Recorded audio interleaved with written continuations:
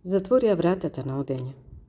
Тивко и нечујно, нежно и полека, како да доаѓаш, како да ќе останеш, како никогаш да не ти паднало на ум да си заминеш со ниет да не се вратиш.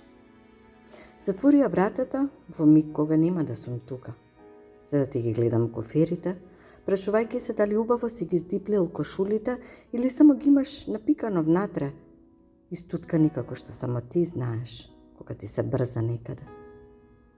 Затворија вратата и ве најди момент кога ќе сум во бањата или кога ќе се плеткам в кујна, заборавајќи како и секогаш каде ми е омиленото тавче во кој ќе спремам појадок кој никој од нас не го јаде.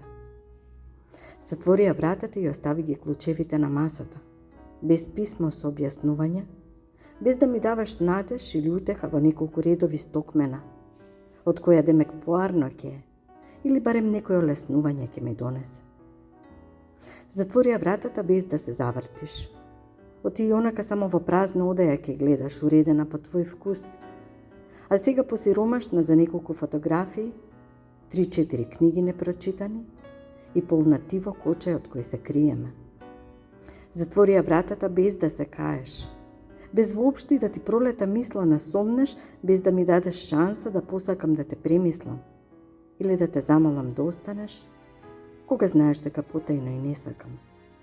Затворија вратата со исто толку љубов и грижа како кога ја отвори во едни други времења во кои обајцата срекни бевме и кои ништо не ни можеа, во кои ништо не ни недостасуваше.